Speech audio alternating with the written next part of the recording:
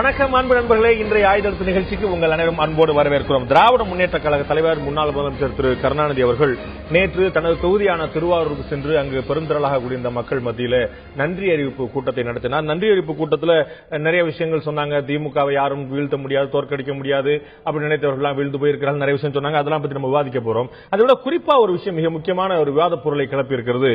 திமுக தலைவர் பேசும்போது தேர்தலில் திராவிட முன்னேற்ற கழகத்தை வஞ்சித்து மத்திய அரசினுடைய செல்வாக்கை பெற்று இந்திய பிரதமருடைய ஆதரவை பெற்று திராவிட முன்னேற்ற கழகத்தை எப்படியும் தோற்கடிக்க வேண்டும் என்று கங்கணம் கட்டிக்கொண்டு அதிமுக செய்த சதி ஓரளவுக்கு வெற்றி கிடைத்தது அப்படின்னு சொல்லியிருக்காங்க.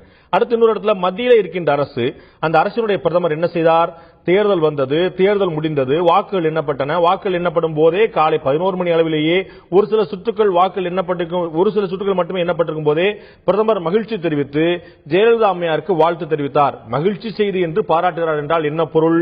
இதெல்லாம் தான் உச்சநீதிமன்றம் அல்லது உயர்நீதிமன்றம் தலையிட்டு இதை பற்றி கவலைப்பட்டு இதை கணக்கில் எடுத்துக்கொண்டு இவர்களுக்கெல்லாம் சரியான பாடம் கற்பிக்க வேண்டும் என்று சொல்லி முழுக்க முழுக்க மத்திய அரசும் அதிமுகவும் தேர்தல் ஆணையம் சிறந்து ஒன்றாக இணைந்து செயல்பட்டு திமுகவை வெற்றி பெறவிடாமல் தடுத்திருக்கிறார்கள் என்று குற்றச்சாட்டு வைத்திருக்கிறார். இது எப்படி சாத்தியமாகும்? ஒரு கட்சி ஒரு வெற்றி பெறும் போது அதற்கான காரணங்கள் ஆயிரம் சொல்லலாம். மக்கள் சக்தி எங்களுக்கு நம்பினு சொல்லியிருக்கலாம்.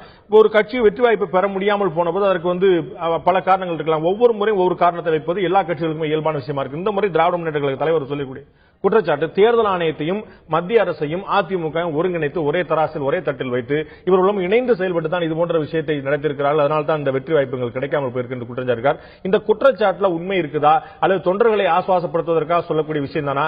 இன்னொரு இடத்துல நாங்க திமுக வீழாது ஒருபோதும் அப்படி கனவு காண வேண்டாம் சொல்லி சொல்றார்.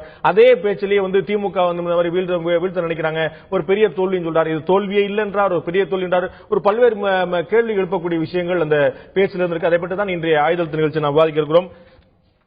அதிமுக பாஜக மறைமுக கூட்டு ஆதாரப்பூர்வமானதா அவதூறானதா என்ற தலைப்பில் தான் இன்றைய ஆயுதத்து நிகழ்ச்சி விவாதிக்கிறோம். நிகழ்ச்சி இந்த பேரில் நம்முடைய அதிமுகவுடைய ஊடக தொடர்பாளர் கூடிய CR சரஸ்வதி அவர்கள் உங்கள் நிகழ்ச்சிக்கு வரவேற்க, அதுபோல பாஜகவுடைய ஊடக தொடர்பாளர் திரு நாராயணன் உங்கள் நிகழ்ச்சிக்கு வரவேற்க, அதுபோல வழக்கறிஞர் திரு ஜெயராஜ் அவர்கள் திராவிட முன்னேற்றங்களை சேர்ந்தவர் நிகழ்ச்சி உங்கள் நிகழ்ச்சிக்கு வரவேற்க. 3 பேருடைய குரல் வளம் இந்த நாடு அறிந்தது. அது முடிந்தளவு நான் இதை சிறப்பாக கொண்டு போக முயற்சி பண்றேன். நான் முதல்ல திரு ஜெயராஜ் அவர்கள்ட்ட தான் ஆரம்பிக்கலாம் நினைக்கிறேன். நீண்ட இடைவெளிக்கு பிறகு வந்ததுக்கு உங்களுக்கு ஒரு ஸ்பெஷல் வரவேற்பும் கூட. திமுக தலைவருடைய இந்த குற்றச்சாட்டுல என்ன ஆதாரம் இருக்க முடியும் அப்படின்னு தெரிஞ்சுக்கிறோம். அதிமுகவும் தேர்தல் ஆணையமும் மத்திய அரசும் இணைந்து செயல்பட்டாங்க. இதுக்கு ஏதாவது ஒரு ப்ரூஃப் இருக்கணும் இல்லையா? ஒரு திமுக தலைவர், ஒரு 5 முறை முதலமைச்சராக இருந்தவர், ஒரு முக்கியமான கட்சியுடைய தலைவர், நீண்ட நெடிய அரசியல் வரலாறு கொண்டவர், அனுபவம் கொண்டவர். அப்ப அவர் ஒரு சாதாரணமா சொல்லிட்டு போக முடியாது. இன்னொரு சந்தர்ப்பத்தில் வேற ஒரு சந்தர்ப்பத்தில் பேசும்போது நான் அறிக்கை விடுறேன், நான் பேசுறேன்னு சொன்னா அதுக்கு அத்தனை ஆதாரம் இருக்குங்கிறது ஊரறிஞ்சு விஷயம் சொல்றாரு. உங்களுடைய கட்சியுடைய பொருளாளர் திரு ஸ்டாலின் அவர் கூட நான் கருணாநிதியுடைய மகன், அதனால் நான் சொல்ற ஒவ்வொரு வார்த்தைக்கும் ஆதாரம் சொல்றாரு. இந்த குற்றச்சாட்டுக்கு என்ன ஆதாரம்? வெறும் லாஜிக்கலாவே பார்த்து கொண்டு போக போறோமா? லாஜிக் என்பதை தாண்டி ஒரு தேர்தல் எப்படிலாம் நடக்கக்கூடாது என்பதற்கு உதாரணமாக இந்த தேர்தல் நடந்தது. நீங்க உதாரணத்துக்கு பாத்தீங்கன்னா 1.1% நாங்க தோற்று போய் இன்றைக்கு ஆட்சி இழந்திருக்கிறோம். தமிழகத்திலே இதுவரைக்கும் இல்லாத அளவிற்கு ஒரு பலமான எதிர்க்கட்சியாக திராவிட முன்னேற்ற கழகம் இன்றைக்கு கோட்டையில உட்கார்ந்து இருக்கிறது. தமிழக மக்கள் திமுகவை ஆட்சி கட்டிலுக்கு கொண்டு வர வேண்டும் என்று நினைத்தார்கள். அதுதான் இன்றைக்கு நிதர்சனமான உண்மை. அதுல எந்த மாற்று கருத்தும் கிடையாது. அது வேண்டுமானால் ஊடகங்கள் வேண்டுமானால் சொல்லலாம், நான் அப்படி இல்லை இப்படி இல்லை என்று அதற்கு 1000 காரணம் சொல்லலாம். ஆனால் ஒரு மத்திய அரசாங்கம், நடுநிலையாக இருக்க வேண்டிய ஒரு மத்திய அரசாங்கம் காலையில 10:30 மணிக்கெல்லாம் 13 ரவுண்டுகள் வாக்கு எண்ணிக்கை பாக்கி இருக்கின்ற பொழுது ஒரு பாரத பிரதமர் ஒரு மாநிலத்தினுடைய முதலமைச்சராக வர வேண்டும் என்று நினைத்து அவருக்கு வாழ்த்து சொல்கிறார் என்றால் இதை விட மத்திய அரசாங்கம் ஒரு கட்சிக்கு ஆதரவாக இருக்கிறது என்பதற்கு வேற என்ன உதாரணம் வேண்டும் உங்களுக்கு? நீங்க இன்னொன்னு கூட கேளுங்க, பாரதிய ஜனதாவோடு அதிமுக கூட்டணி மறைமுக கூட்டணியா அப்படின்னு நீங்க கேட்கறீங்க. ஏன் இல்லை என்று நாங்கள் கேட்கிறோம். சொந்த கட்சி தோத்து போனதை கவலைப்படாம மாற்று கட்சிக்கு வாழ்த்து சொல்றார் பிரதமர். இது ஒரு ஜனநாயக மரபுன்னு நீங்க சொல்லுவீங்க.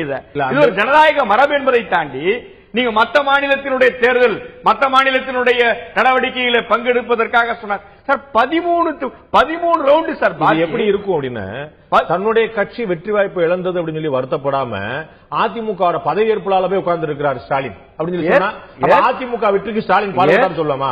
ஒரு அரசியல் என்பது வெற்றி தோல்வி என்பது அறுதிட்டப்பட்டது, முடிஞ்சு போச்சு. தோல்வி நாங்கள் தோல்வி எங்களுடைய வெற்றி யாரோ அதுக்கு பிறகு நாங்கள் ஒரு பதவியேற்பாளர் நாகரிகமாக கலந்து கொள்கிறோம்.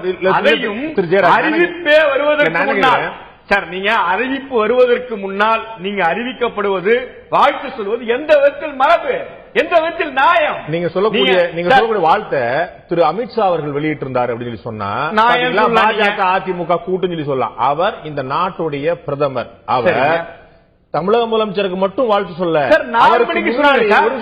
அவருக்கு முன்னாலே 4 மணிக்கு சொல்லுங்க சார்.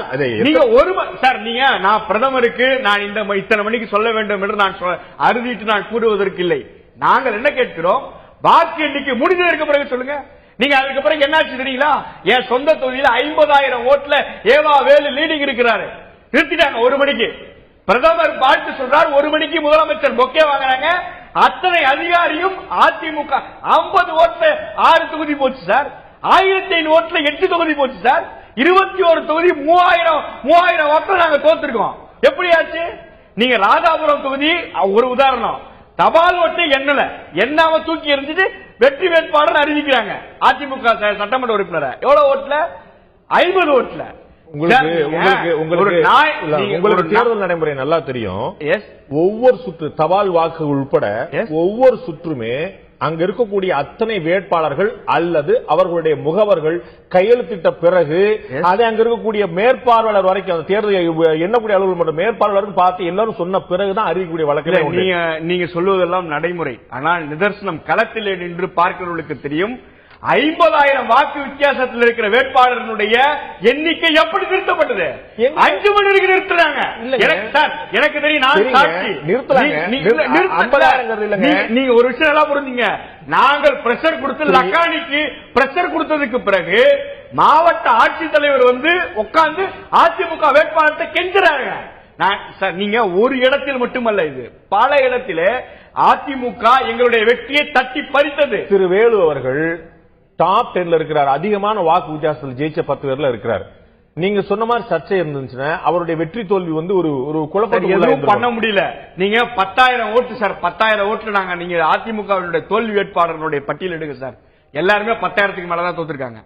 நீங்க எங்களோட 21 தொகுதி, நாங்க 21 தொகுதியில 50ல இருந்து 3000க்குள்ள தோத்துருக்கோம். அப்ப அந்த 3000 வாக்குகளுக்குள்ள நாங்க வெற்றி பெற்றதா நீங்க ஆட்சி நாங்க தானே சார் வெற்றி பெற்றதா நீங்க தான் ஆட்சி பெறலையே. இல்ல நீங்க அதை சொல்லாதீங்க, பறிக்கப்பட்டிருக்கிறது, அதை நீங்க ஏத்துக்கணும். நான் ஏன் ஏத்துக்கிறேன் உங்களுடைய பார்வை?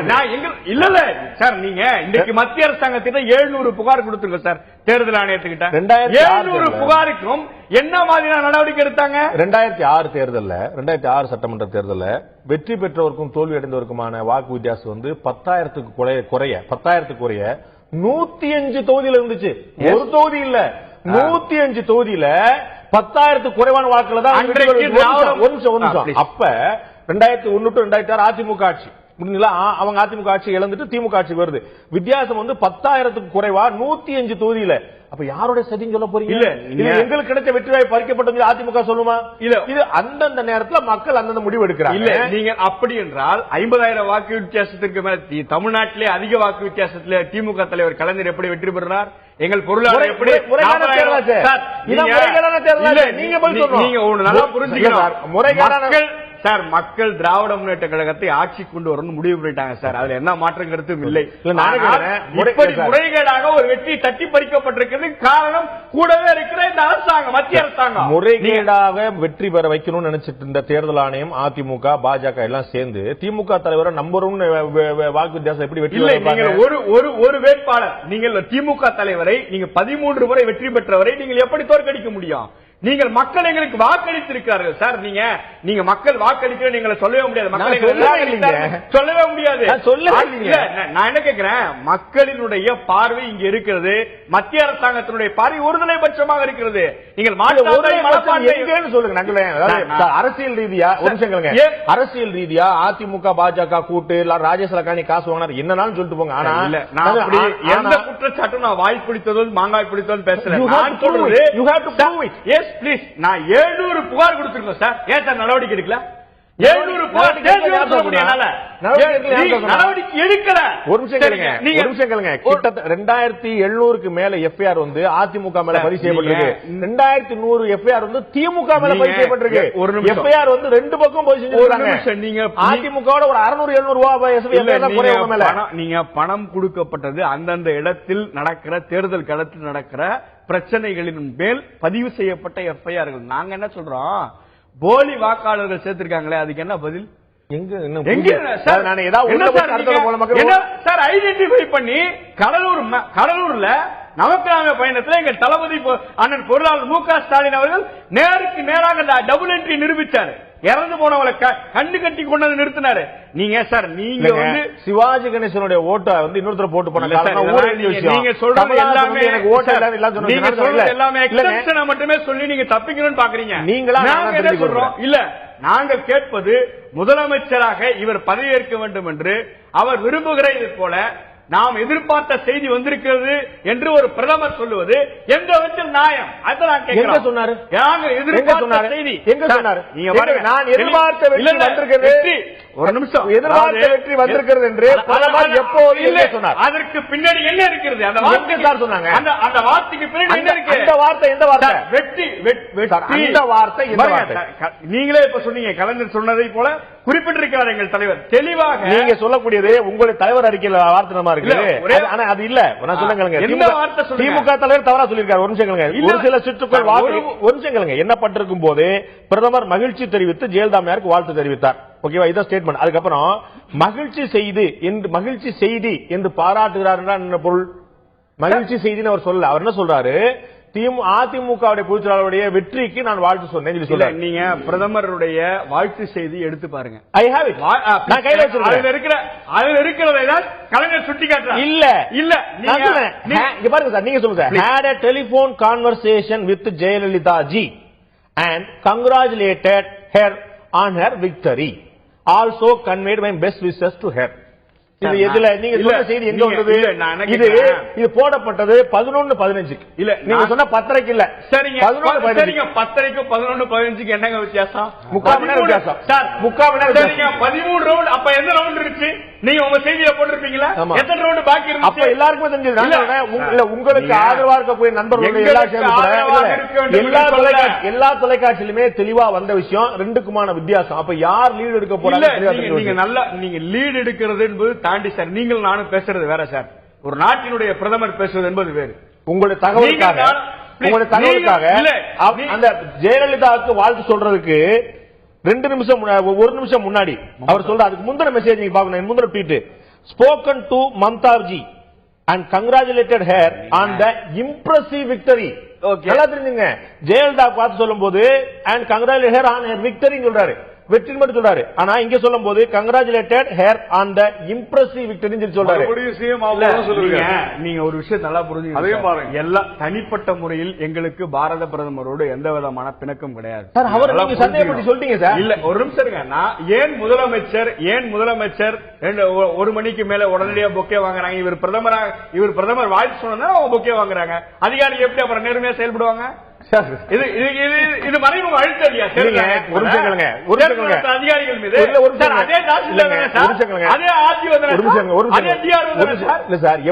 எவ்வளவு சதவீத வாக்கு பதிவாச்சுன்னு சொல்றதுக்கே மறுநாள் தான் ஆச்சு. ராஜேஷ் லக்கானி அவர்கள் முதல் கட்டம் சொன்னாரு. ஆனா அதுக்கு முன்னாடி 1 மணிக்கு நான் சொல்லிட்டேன். எனக்கு முன்னாடி பல நண்பர்கள் சொன்னாங்க யார் ஜெயிச்சாரு. அப்ப நாங்கெல்லாம் விதிமீறிட்டோமா? எல்லா ஊரும் விதிமீறிட்டா? யார் சொல்றாங்க? ஒரு விஷயம் எல்லாம் புரிஞ்சுங்க. நீங்களும் நானும் பேசுவது என்பது வேறு. ஒரு அதிகாரி தான் நாங்க திமுக 5 முறை முதலமைச்சர் சார் மிஸ்டர் பாண்டே சொன்னார்னா எந்த தாசில்தாரும் ஆர்டிஓவும் பயப்பட போறது கிடையாது. நீங்களும் நானும் பேசினா யாரும் பயப்பட மாட்டாங்கன்னா முதலமைச்சர் பொக்கே வாங்கினா எல்லாருக்கும் ஒரு அழுத்தம் இருக்கும். நீங்க நானே கேட்கிறேன் சார், 50 வாக்குல ஒருத்தர் தோத்து போடுறது என்பது நீங்கள் எண்ணி பார்க்க முடியுமா? முடியுமே. மதுரையில் நன்னாரன் தோத்தாருங்க. திரும்ப என்னங்க சார் நீங்க அப்ப என்னங்க ஒரு நிமிஷம் கேளுங்க சார். அப்ப என்னங்க நன்மை ஆரம்பிச்ச விஷயம் நான் சொல்ல வந்தேன். ஒரு நிமிஷம் கேளுங்க. நீங்க உங்களுக்கு தெரியும் தேர்தல் நடைமுறை உங்களுக்கு தெரியும். நீங்க தெரிஞ்சுட்டே மக்களை திசை நான் சொல்றேன். ஒரு நிமிஷம் கேளுங்க. இப்ப வெற்றி பெற போறவரோ வெற்றி வாய்ப்பு இழக்க போறவரோ எவ்வளவு ஓட்டுல வெற்றி வாய்ப்பு இழந்தாங்கன்னு யாருக்குமே தெரியாதுங்க. திரு ஜெயராஜ் ஒரு நிமிஷம் கேளுங்க. இது 14 சுற்றா நடக்குன்னு வச்சுக்கோங்களேன். 14வது சுற்று முடிவுல ஒருத்தர் எத்தனை வாக்குல தோற்க போறாருன்னு யாருக்கும் தெரியாது. ஒவ்வொரு சுற்று வாக்கு முடியும் போதும் இவர்கள்ட்ட கையெழுத்து வாங்கி தான் போட்டு போறாங்க. 14வது சுற்று போறதுக்கு முன்னாடி 13 சுற்று வாக்கு எண்ணிக்கையும் நிறைவடைந்த பிறகுதான் 14வது சுற்றுக்கு போக முடியும். நேரா 14வது சுற்றுக்கு யாரும் லிப்ட் வச்சு போல. வாக்கு எண்ணிக்கை ஒரு புரோட்டோகால். ஃபர்ஸ்ட் எடுத்தவொடனே என்ன எண்ணுவாங்க? தபால். ஏன் ராதாபுரத்துல என்னல அவர் இல்ல வாக்காளர் எண்ணி எல்லா ஓட்டையும் பண்றதுக்கு போட்டாங்க சார். அப்படியே நீங்க அந்த மாதிரி எத்தனை இடத்துல பண்ணாங்க தெரியுமா உங்களுக்கு? இல்ல உங்களுடைய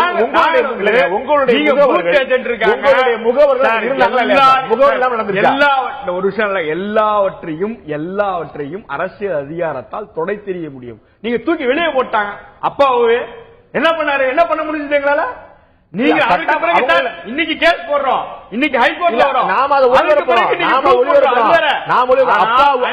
அப்பாவை மேன் ஹேண்டில் பண்ணி கொண்டு வந்தாங்க. ஆனா ஏன் அப்படின்னா அவர் வாக்கு நீங்க நடக்கூடாது தடுக்கிறாரு.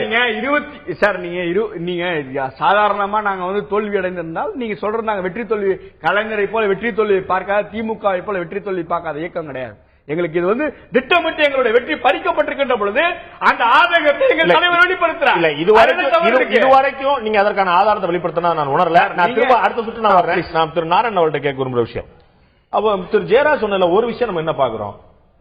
பிரதமர் வாழ்த்து சொல்றார். அதுல நம்ம ஏற்கனவே குறிப்பிட்டது போல இவரை விட ஜெயலலிதாவோட அதிகமான வாழ்த்து மம்தா பானர்ஜிக்கு சொல்றார். ஓகே, புரிஞ்சுக்கிறோம். இம்ப்ரெசிவான விக்டரின்னு சொல்றார். இருந்துட்டு போட்டோம். இத இன்னும் தெளிவான முடிவுகள்லாம் வந்த பிறகு ஒரு மணிக்கு மேல முழுமையான முன்னிலையெல்லாம் தெரிஞ்ச பிறகு சொன்னா என்ன அவசரம்? ஏன் மணி 11 ஆச்சு, பிரதமர் வாழ்த்துலேன்னு யார் வருத்தப்பட போறா? இதற்கு ஏன் அவசரம்? இது அந்த வாக்கு எண்ணிக்கை முடிவடையாத போது அந்த அதிகாரிகள் மத்தியில ஒரு மன அழுத்தத்தை, ஒரு புற அழுத்தத்தை தருமா தராது? நம்முடைய தந்தி தொலைக்காட்சியிலே இது குறித்து, அதாவது பர்டிகுலரா இந்த வாழ்த்து செய்தி குறித்தே 1 மணி நேரம் ஒரு நிகழ்ச்சியை நீங்களும் இருந்தீங்க, நானும் இருந்தேன். மிக தெளிவாக நீங்கள் இப்போது குறிப்பிட்டது போல செல்வி ஜெயலலிதா அவர்களுக்கு 11:15 சொன்ன வாழ்த்துல அவருடைய வெற்றிக்கு குறிப்பிட்டால் என்று நான் சொன்னேன். 11:15 ட்வீட் தான் போட்டாரு, வாழ்த்து எப்ப சொன்னாலும் தெரியாது. ஏன்னா ஐ ஹேட் a telephonic conversation உடனே அது 10:30 பேசிருக்கலாம். 11:15 அதாவது 11:14 மம்தா பானர்ஜி, 11:15 ஜெயலலிதா. நீங்க இல்ல பாண்டி, நீங்க அது 7 மணி கூட நம்ம யோகம் பண்ணிக்கலாம். ஆனா நம்முடைய மேற்கு வங்காள முதல்வருக்கு சொன்னதுல ஒரு விஷயத்தை விட்டுட்டீங்க. மறுபடியும் இரண்டாவது முதல்வராக வருவதற்கு எனது வாழ்த்துக்கள்னு சொல்லியிருக்கிறாரு. அதே போல சர்பானந்தா சோனோவாலுக்கும் மிக தெளிவாக நம்முடைய கட்சியினுடைய மிகப்பெரிய வெற்றிக்கும் சொல்லியிருக்கிறாரு. மமதா பானர்ஜிக்கு சொன்னதுலயே கட்சி வெற்றி சொல்லியிருக்கிறாரு. ஈவன் கம்யூனிஸ்ட் கேரளாவுக்கும் கட்சி வெற்றி சொல்லியிருக்கிறார். நான் அன்னைக்கு நான் சொன்னது கூட இங்கே ஒரு சிலரால் நீங்க சொல்ல நான் நீங்க சொன்ன வாதத்தை நான் ஏற்கனவே நானே வச்சிட்டேன். நான் கேட்கறது குறைந்தபட்சம் 1 மணி வரைக்கும் பொறுத்திருக்கல என்ன கேட்கிறேன். 11 மணிக்குள்ள சொல்ல வேண்டிய அவசியம் கட்டாயம் என்ன? இல்ல, தவறே இல்ல. ஜெயலலிதா அவர்கள் அவருடைய தொகுதியில மிகப்பெரிய லீடுல இருக்கிறாங்க. இனிமேல் அவங்களுக்கு தோல்வியே இல்லைன்றனால்தான் ஆர்கே நகர் குறித்து அவர் சொல்லி இருக்கிறார் தான் நான் சொன்னேன். அவர் எங்க ஆர்கே நகர் பத்தி எங்க அவர் நீங்க முதல்வர் ஆவீங்கன்னு எங்க சொல்லியிருக்கிறாரு? ஏங்க அதுதாங்க நானும் கேட்கிறேன். இவர் நம்ம மம்தா பானர்ஜிக்கு நீங்கள் மறுபடியும் முதல்வர் சொல்றாங்க. அதே போல கேரளாவும் அதான் நடக்குது. இல்லங்க, நான் என்ன கேட்கிறேன், நீங்க don't read in between lines.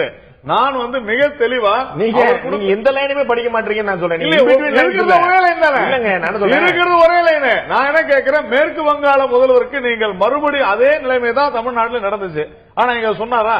இல்ல, நான் கேட்கிறேன். நான் சொல்றது இந்தியாவில் தமிழ்நாட்டில் மட்டுமே 232 தொகுதி சார். சரிங்களா? தமிழ்நாட்டில் 232 தொகுதியில் வெற்றி பெற்ற வாழ்த்து சொன்னாரா? அப்படி கேட்போம். நீங்க அப்படி சொன்ன மாதிரி அதிமுக வாழ்த்து சொன்னார். திமுக தலைவர் கருணாநிதி அவர்கள் மிக தெளிவாக ஒரு விஷயம் சொல்றாரு. தமிழ்நாட்டிலேயே அதிகமான வாக்கு வித்தியாசத்தில் ஜெயிச்சவர் திமுக கருணாநிதி இந்த தேர்தலில். சரி, அப்ப நீங்க அவருக்கு வாழ்த்து சொல்லிருக்கலாம்ல? நான் என்ன கேட்கிறேன், கேரளாவுக்கு வாழ்த்து சொன்னார்ல கருணாநிதி, அவரே அசாம் முதல்வருக்கு வாழ்த்து சொல்ல? ஏன்னா இவருக்கு கொள்கை உடன்பாடு உண்டு. என்ன உடன்பாடா? நான் என்ன கேட்கிறேன், ஜெயலலிதா அவர்களுக்கு பிரதமர் மோடி அவர்கள் வாழ்த்து சொல்ல கூடாதுன்னு எங்க எழுதிருக்குது? சொல்லலாம் சார். நீங்க என்னை பொறுத்தவரையில, நான் அறிந்த வரையில ஜெயலலிதா அவர்கள் ஆர்கே நகர் தொகுதியில் வெற்றி பெற்றதை அடுத்து தான் மிகப்பெரிய லீடிங்ல இருக்கிறாங்கன்னா அந்த வார்த்தையை சொல்லி இருக்கிறார். நான் தொடர்ந்து இதை சொல்லிக் கொண்டிருக்கிறேன். எல்லாத்தையும் உங்க இன்டர்பிரேஷன் சரி. நான் என்னோட இன்டர்பிரேஷன் என்ன அப்படின்னா, தமிழக முதலமைச்சர் அவங்க மீண்டும் பொறுப்பேற்கிறாங்கிற மகிழ்ச்சியில ஒரு பிரதமரா இருக்கிற வாழ் சொல்றா நான் நினைக்கிறேன். நீங்க ஆர்கே நகர் தொகுதியில் பெற்ற வெற்றின்னு சொல்றீங்க. நான் என்ன கேட்கிறேன், ஆர்கே நகர்ல பெற்ற வெற்றிக்கு அப்படின்னா அதை விட அதிகமான வாக்கு வித்தியாசம் திமுக தலைவர் திருவாரூர்ல வெற்றி பெற்றாரு. உங்களுக்கு ப்ராப்ளமே. நீங்க அவருக்கே சொல்லல அப்படின்னா இந்த நாட்டில் இருக்கக்கூடிய அத்தனை எம்எல்ஏக்களுக்கு பதில் சொல்லணுமா? எனக்கு தெரியல. அவங்க வேண்டாங்க. மொத்தம் 4 ட்வீட்டுங்க. மொத்தம் 4 ட்வீட்டுங்க. 4 யாருக்குங்க? 4லயும் முதலமைச்சருக்கும் முதலமைச்சர் ஆகக்கூடிய உங்களுக்கு முதலமைச்சர் ஆக வாய்ப்பு சொன்னாரு. ஒன்னே ஒண்ணு முடிவு பண்றதுக்கு யாருக்கு ட்வீட் பண்ண ஒரு நிமிஷம் முடிவு என்ன கேக்குறேன். நாம யாருமே முடிவு பண்ண வேண்டிய அவசியம். நான் முடிவு பண்ணல சார். இல்ல அவருக்கு வந்து ஜெயலலிதாவுடன் அவர் நட்பாக இருக்கலாம். தவறு என்ன? அவ்வளவுதான் சார் சொல்றாரு அவரு. இருக்கட்டும் ஒரு நிமிஷம். நான் சொல்றேன். அப்படி அவர் சொல்றது அதுதான் நானும் வந்து அப்படி சொல்றது சரின்னா மே மாதம் 4ஆம் தேதி 2016 இந்த வருஷம் கண்ணியமானவர், நியாயமானவர், நிர்வாகத்தில் தவறுக்கு இடமளிக்காமல் கராரானவர் என்று மோடி அவர்களை கருணாநிதி அவர்கள் புகழ்ந்து தள்ளி இருக்கிறார். அப்போ கண்ணியமானவர், நியாயமானவர், தவறுக்கு இடமளிக்காமல் கராராக நடப்பவர் கருணாநிதி அவர்கள் சொல்வது போல இவர் யாருக்காவது துணை போனாலோ அல்லது நேர்மையாக நடந்து கொண்டதால் தான் திராவிட முன்னேற்ற கழகம் தோற்றது. அவங்க சரியா இல்லைன்னு ஒத்துக்கிறாரா கருணாநிதி அவர்கள்? இதுதான விஷயம். இது தேர்தலுக்கு முன்னாடி இருக்கும். தேர்தல்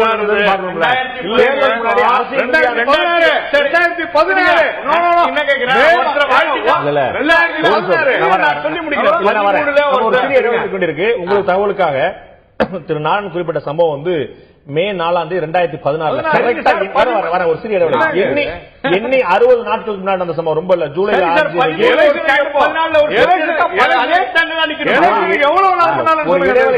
சொல்லிருக்கேன். நாங்க 3 தடவை ஒரு மிகப்பெரிய நம்பிக்கை தான் முதல்ல ஆரம்பிச்சேன். ஒரு இடைவெளி எடுத்துக்கொண்டிருக்கு. அதிமுக பாஜக மறைமுக கூட்டு ஆதாரப்பூர்வமானதா அவதூறானதா திமுக தலைவருடைய குற்றச்சாட்டு என்ற தரப்பில் இன்றைய ஆதரவு நிகழ்ச்சி விவாதித்துக் கொண்டிருக்கோம். நான் CR சரசு அவர்கள்ட்ட கேட்க விரும்புற விஷயம், அதிமுகவுக்கும் பாஜகவுக்கும் ஒரு நல்ல அண்டர்ஸ்டாண்டிங் இருக்குது அப்படின்னு அரசியல் பார்வையாளர்கள் அத்தனை பேருமே கருத்து வச்சிருக்காங்க. அதை யாருமே முரண்பட்டு சொல்ல. இது தமிழக அரசுக்கும் மத்திய அரசுக்குமான உறவு மட்டுமல்ல, அதிமுகவுக்கும் பாஜகவுக்குமே ஒரு புரிதல் இருக்கிற 2 கட்சிகள் அடிப்படையில் அப்படின்னு சொல்றாங்க. இதற்கு பல உதாரணங்கள் அவங்க சுட்டி காட்டிட்டே போறாங்க. எந்தெந்த பிரச்சனை நீங்க எதிர்ப்பு தெரிவிக்கிறீங்க, எந்தெந்த பிரச்சனை மௌனம் காக்குறீங்கிறது உட்பட. இன்னைக்கு இந்தியாவில் இருக்கக்கூடிய எல்லா புரோட்டோகாலையும் மீறி ஒரு சீஃப் மினிஸ்டரை, ஒரு பிரைம் மினிஸ்டரை வந்து பார்க்கிறார் அப்படிங்கிறதும், ஒரு சீஃப் மினிஸ்டர் இருக்கக்கூடிய தமிழ்நாடு இல்லத்துல சென்ட்ரல் மினிஸ்டர்ஸ் வந்து பாக்குறாங்க அப்படிங்கிறதும் இன்னைக்கு எல்லாருமே கண்கூட பார்க்கக்கூடிய விஷயம். சோ அந்த அளவுக்கு ஒரு எக்ஸலண்டான ரேப்போர்ட் வந்து சென்ட்ரல் கவர்மெண்ட் கூட பிஜேபி கூட வச்சிருக்கிறதுனால திமுக தலைவருடைய சந்தேகம் நியாயமானதா, உண்மையானதா, இல்லைங்க ஆதாரப்பூர்வமானதெல்லாம் தாண்டி லாஜிக்கலானதா இல்லையா, இயல்பானதா இல்லையா? மாண்புமிகு முதலமைச்சர் அம்மா எல்லாரும் வந்து பாக்குறாங்கன்னா இந்தியாவில் 3வது மிகப்பெரிய இயக்கம் அனைத்து இந்திய Anna Dravida Munnetra Kazhagam. So it is one of the 3rd biggest party in India, not in Tamil Nadu. 2வது சகோதரர் ஜெயராஜ் பொறுத்தவரை. ஆமா, சகோதரர் ஜெயராஜை இந்திய அளவுல பாக்கும்போது நாங்க 3rd பிளேஸ்ல இருக்கோம் இல்லையா? டெஃபினட்டா. ஜெயராஜ் சகோதரர் ரொம்ப உணர்ச்சி வசப்பட்டு எல்லாம் சொன்னாங்க. தேர்தல் ஆணையம் அண்ணா திமுக ஒத்துழைச்சது, மத்திய அரசு ஒத்துழைச்சதுன்னா 234 தொகுதி நாங்களே ஜெயிச்சிருப்போமே. மத்திய அரசு ஒத்துழைப்புடன், தேர்தல் ஆணையம் ஒத்துழைப்புடன் நாங்க ஏன் 100 தூக்கி அவங்க கிட்ட கொடுக்க போறோம்? 234 இல்ல சொல்லக்கூடிய விஷயம் என்ன, இவங்களுக்கு கிடைச்சிருக்கக்கூடிய வெற்றியை தட்டி பறிச்சதுக்கு அவங்களுடைய உதவி தேவை. ஒரு நிமிஷம். பூத்துக்கு வாக்கு எண்ணிக்கை மையத்தில் அப்படி நடந்தது இப்படி நடந்ததுன்னு சகோதரர் சொல்றார். அம்மா எனக்கு ஒரு வாழ்க்கையில கிடைச்ச பாக்கியம் இல்ல, எனக்கு கிடைச்ச பாக்கியம் மாண்புமிகு முதலமைச்சர் அம்மா என்னையும் ஒரு வேட்பாளராக்கி நான் பல்லாவரத்தில் நின்று வாக்கு எண்ணும் போது நானும் வாக்கு என்ற மையத்தில் இருந்தேன். அண்ணா திராவிட முன்னேற்ற கழக சார்பில் முகவர் ஒருத்தர் தான் இருந்தாங்க. திமுக கூட்டணினால அவங்க முகவர்கள் 2-3 பேரு. மக்கள் இத்தனை பேர் திமுக காங்கிரஸ் இல்ல, காங்கிரஸ் ஒருத்தர் திமுக ஒருத்தர், ஒவ்வொரு கட்சிக்கும் ஒவ்வொருத்தர் பூத் ஏஜென்ட் உள்ள உட்காருவாங்க சார் வாக்கு எண்ணும் போது. கேளுங்க. ஆமாங்க, அப்படி வாய்ப்பு இல்ல. ஒரு வேட்பாளருக்கு ஒருத்தர் தான் இருக்க முடியும். இல்ல இல்ல இல்ல ஆமாங்க, கட்சிக்கு ஒருத்தர் உட்காரலாம். ஒரு நிமிஷம் சகோதரி, இல்ல போலிங்லயுமே உட்கார முடியாது. இல்ல போலிங்ல உட்கார முடியாது. என்னங்க உட்காரலாம் சார்? சார் என்னங்க நீங்க சொல்ல, நான் சொன்னேன் ஒரு கேண்டிடேட் நான் அதிமுக நான் தலைமையில் இருக்கேன். நான் ஒரு கட்சி 5 கட்சி நான் கூட்டணி நியமிக்கிறேன். அப்ப 5 முகவர் நிப்பாட்டீங்களா? அவர் 7 கட்சி கூட்டணி 7 முகவர் உட்கார. நான் சொல்றேன், நீங்க வந்து வேட்பாளர் நின்றுருக்கீங்க. வாக்கு என்னும் மையத்துக்குள்ள ஒரு நேரத்தில் ஒரு நபர் தான் இருக்க முடியும். அவருடைய முகவராக பாஜக, காங்கிரஸ், திமுக எந்த கட்சி சிங்கிள் ரெப்ரசன்டேட்டிவ் கேண்டிடேட் கேள்விப்பட்டிருக்கேன். நான் பார்த்த திமுக வேட்பாளருடைய கூட பிறந்த சகோதரரும் அவர் கூட 2 பேர் 3 பேர் இருந்தாங்க உள்ள. இல்லைங்க அவங்க முகவர்கள் வந்து இல்லங்க இருக்கலாங்க. ஆனா ஒரு வேட்பாளருக்கான முகவர் ஒருத்தர் தாங்க இருக்க முடியும். அவருக்கு ரிலீவர் இருப்பாரு. அவர் முடிச்சு போனாருன்னா வேற ஒருத்தர் வரலாம். ஆனா அட் அ டைம் வேட்பாளரா உள்ள இருக்கலாம், என்னுடைய முகவரா இன்னொருத்தர் உள்ள இருக்கலாம். அப்படி இருக்கும் போது ஒரு கட்சிக்கு 2 பேர்னு வரும்போது ஒவ்வொருத்தருக்கு ஒவ்வொரு வேட்பாளருக்கு 2 பேர் 3 பேர் அங்க இருந்தாங்க. எல்லாருமே இருந்தாங்க. ஒண்ணு. ரெண்டாவது வாக்கு எண்ணும் போது எல்லாருமே இங்க இருக்கிறாங்க. நீங்க சொல்றபடி ஒவ்வொரு வாக்கும் அட் அ டைம் அப்பப்போ வெளியில பிரஸுக்கும் அங்க இருக்கிற போர்ட்லயும் வந்துகிட்டே இருக்கு. அங்க நீங்க எந்த விதமான, ஏன்னா இப்ப வந்து விஞ்ஞான காலம், வாக்குப்பதிவு விடுங்க. நான் வாக்குப்பதிவு போறேன். நான் அதிமுக பாஜக இந்த 570 கோடியில திருப்பூர்ல பறிமுதல் செய்யப்பட்ட பணத்துல வந்து எல்லாருமே வந்து வேற ஒரு விஷயம் பேசும்போது அதிமுக பாஜக மட்டும்தான் வேற நிலைப்பாடு இருக்கு. நான் உங்களுக்கு சம்பந்தம் இருக்கிறதா சொல்லல. நான் சொல்ல எல்லாத்துக்கும் ரிசர்வ் வங்கியே சொல்லிருக்காங்க இது எங்களுடைய பணம் என்பதை ரிசர்வ் வங்கி தெளிவா தெரியப்படுத்திருக்காங்க. நான் அதுக்கு முன்னாடி சகோதரர் சொல்லிடுறேன். திரு கருணாநிதி ஸ்டேட்மெண்ட் என்ன சொல்லிருக்காரு, எங்களுக்கும் அதிமுகவுக்கும் 1.1 புள்ளி தான் வித்தியாசம் இருக்கு. அதுக்கு நான் அடுத்து வரேன். இந்த அதிமுக பாஜக உறவை பத்தி நீங்க சொல்லுங்களேன். இந்த ஒரு விஷயம் பாத்தீங்க, நான் ஏற்கனவே சொன்னேன், தமிழ்ல இந்தியாவில கூட எந்த முதலமைச்சரும் அவங்க தான் போய் பார்க்கணும். ஆனா நம்ம முதலமைச்சருக்கு ஒரு சிறப்பு அந்தஸ்து இருக்கு. அவங்க ஒரு நல்ல சிறப்பு உரிமையில வந்து வர்றாங்க. Very good. அப்ப ஒரு அண்டர்ஸ்டாண்டிங், நல்ல ஒரு அண்டர்ஸ்டாண்டிங் 2 பேருக்கு இருக்கு, நல்ல புரிதல் இருக்கு 2 கட்சிகள் தான் பாக்குறாங்க. திமுக எதிர்கட்சியா இருக்கும் போது மத்திய அமைச்சர்கள் காங்கிரஸ்ல வந்து திமுக அவங்க கூட்டணியில இருந்தாங்க. கூட்டணியில இருந்தாலும் ஒரு ஜனாதிபதி புரோட்டோகால் இருக்கா? ஒரு எதிர்கட்சி தலைவர் வந்து பார்த்தது வந்தாருங்க. வந்தாரா இல்லையா கேளுங்க. அவர் ஃபைனான்ஸ் மினிஸ்டர் வந்தாரு சார். வந்தாரு சார். ஃபைனான்ஸ் மினிஸ்டர் வந்தாரு. இவரு பிரணாப் முகர்ஜி அப்புறம் வந்தாரு. நான் பதவியேற்பதற்கு முன்னாடி வந்தாரு சார். அது என்ன தப்பு இருக்கு? மத்திய அமைச்சர் ப. சிதம்பரம் வந்தாரு. மத்திய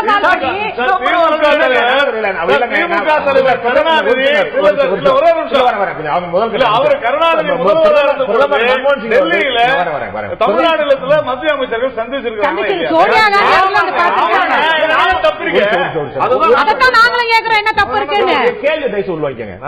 பிரதமர் மன்மோகன் சிங் அவர்களே திமுக வழிகாட்டுதல் அந்த ஆட்சியை நடக்கிறார் தப்பே சொல்ல. ஆனால் அவர்கள் இருவரும் கூட்டணியில் இருந்தார்கள். நீங்கள் இருவரும் கூட்டணியில் இருக்கீங்களா கேள்வி. பாரதிய ஜனதாவும் எப்பொழுதுமே நல்ல நட்புடன் இருப்பார்கள். மாண்புமிகு அந்த நட்பு சொல்ல முடியாதுங்க.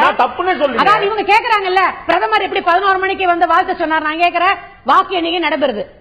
அன்னைக்கு காலையில மழையினால ராஜேஷ் லக்கானி ஈவினிங் 6 மணி வரைக்கும் ஓட்டு போடலாம்னு அனுமதி கொடுத்தா 1 மணி நேரம் எக்ஸ்டெண்ட் ஆகுது. அதுக்கப்புறம் அவர் என்ன சொன்னாருன்னா, உள்ள போனவங்க 7 மணி வரைக்கும் ஓட்டு போடுங்க, 6 மணிக்கு அப்புறம் உள்ள போறவங்க எடுத்துருங்கன்னு. கிட்டத்தட்ட 7 மணி வரைக்கும் எனக்கு வாக்குப்பதிவு நடக்குது. 6 மணிக்கே வடநாட்டில் இருக்கிற அத்தனை சேனல்களிலும் ஆட்சி அமைக்க போவது திமுக 140 160 சீட் ஜெயிக்க போறாங்கன்னு. வாக்கு எண்ணிக்கை முடியல, எத்தனை % வாக்கு என்ன போறோம். மறுநாள் மாலை தான் ராஜேஷ் லக்கானியே சொல்றாரு எத்தனை % எங்கெங்க ஆயிருக்குன்னு. அது எப்படி வடநாட்டு சேனல்கள் வாக்கு எண்ணிக்கை நடைபெறும் போது எப்படி சொன்னாங்க திமுக ஆட்சிக்கு வரும்னு? ஒரு நிமிஷம், அது வந்து பாத்தீங்கன்னா ரொம்ப தெளிவா தெரியும். 6 மணி வரைக்கும் தான் வாக்குப்பதிவு நேரம் ஏற்கனவே நிர்ணயிக்கப்பட்டது. 5 மணி வரை இல்ல, 6 மணி வரை 7 மணி வரைக்கும் எக்ஸ்டெண்ட் பண்ணாங்க. சில தொகுதிகள்ல சில இடங்கள்ல தமிழ்நாடு முழுக்க பண்ணல 232 தொகுதிக்கு மழை காலையில மழை பெஞ்சு கொஞ்சம் ப்ராப்ளம் ஆச்சு. அது போக அந்த நாம்ஸ்ல என்ன போட்டிருக்கு, தேர்தலுக்கு பிந்தைய கருத்து கணிப்பு எக்ஸிட் போல்ங்கிறது எப்ப விடலாம்னு சொன்னா வாக்குப்பதிவு நேரம் முடிந்த பிறகு 6 மணி வரைக்கும் 48 ஹவர்ஸ்க்கு முன்னாடி, அப்புறம் 6 மணி முடிஞ்ச உடனே சொல்லிருக்காங்க. அதுல வந்து பெரிய வாக்குப்பதிவே முடியல, நடந்து எவ்வளவு % ஓட்டு பதிவாச்சுனே மறுநாள் மாலை வரைக்கும் நம்ம ராஜேஷ் லக்கானி சொல்றாரு.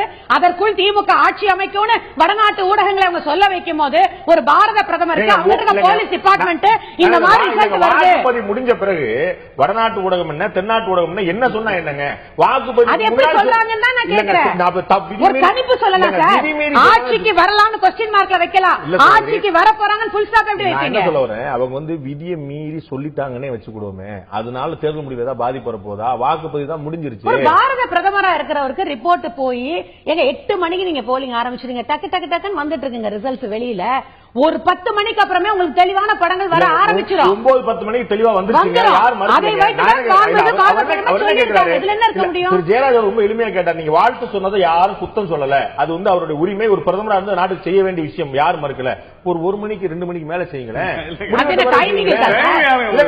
நீங்க தானே சொல்றீங்க 10 மணிக்கே யார் ஆட்சி அமைக்க போறாங்கிறது தெளிவா எல்லா ஊடகங்களையும் பேச ஆரம்பிச்சிட்டீங்க. 11 மணிக்கு பாரத பிரதமர் வாழ்த்து சொல்லக்கூடாதா? எல்லா ஊடகத்திலும் தெளிவான லீடிங் வந்துருச்சுங்க. எல்லா ஆபீசரும் வேலையை விட்டு போட்டு அவ்வளவுதான் தேர்தல் முடிஞ்சு வச்சுங்க, இவங்க ஜெயிச்சிட்டாங்க, அடுத்த வேலை பாப்பீங்க போயிடலாமா? ஏன் வந்து வாக்கு எண்றோம்? வாக்கு எண்ண முடியாது. கடமை என்றாங்க, அதுக்காக ஆட்சி யார் வராங்கன்னு ஊடக சொல்லாம விட்டுருவீங்களா? வாக்கு எண்ணிக்கை முடிஞ்சு முகவர்கள் எல்லாம் வெளியில போய் அப்புறமா சொல்றீங்க 11 மணிக்கு அதிமுக ஆட்சி அமைக்க போதுன்னு சொன்னீங்களா இல்லையா? சொன்ன உதாரணம் போல மாலை 4 மணிக்கு வந்து வெறும் 40 ஓட்டு 50 ஓட்டுக்குள்ள வித்தியாசத்துல திரு அப்பா வந்து வெற்றி வாய்ப்பு பழகிறார். திரு திருமாவளவன் 87 வாக்கு வித்தியாசத்துல வெற்றி வாய்ப்பு பழகிறார். இது எப்ப தெரியுது? இது எப்ப தெரியுது? 3 மணிக்கு 4 மணிக்கு மேல தெரியுது 87 வாக்கு 46 வாக்கு 57 வாக்கு. நான் சொன்னேன் 11 மணிக்கு வாழ்த்து சொல்லி அதிகாரி எல்லாம் போய் பார்த்து வெற்றி வாய்ப்பு எல்லாம் கொண்டு போனப்புறம் அதுக்கப்புறம் வாக்கு என்றவங்க எப்படி இருப்பாங்க? நமக்கு குறிப்பிட்ட ஒரு 110க்கு தாண்டி ஆச்சுன்னா ஆட்சி அமைக்க போறோங்கிறது தெரியுமா இல்லையா? 110க்கான ரிசல்ட் வரலீங்க. லீடிங்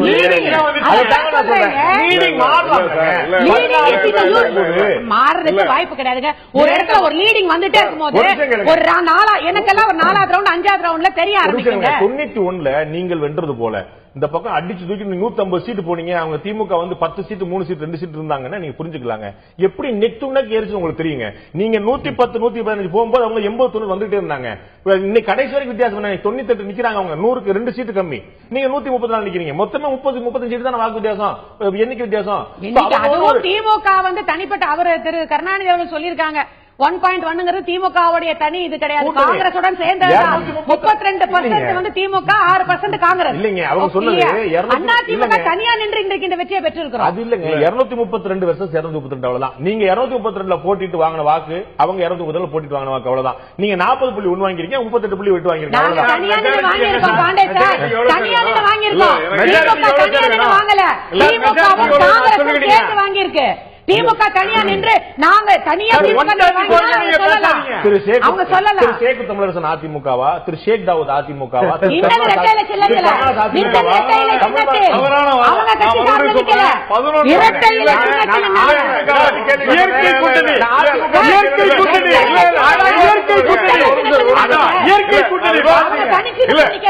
இரட்டை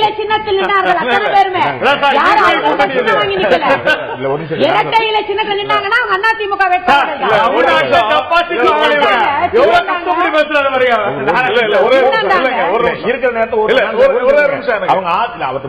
அதிமுக தனியாக போட்டிட்டது என்று சொல்லிக் கொள்ளலாம். ஆனால் உண்மை அது இல்லை. நான் சொல்றேன் அவங்க தான் பெரிய கட்சி.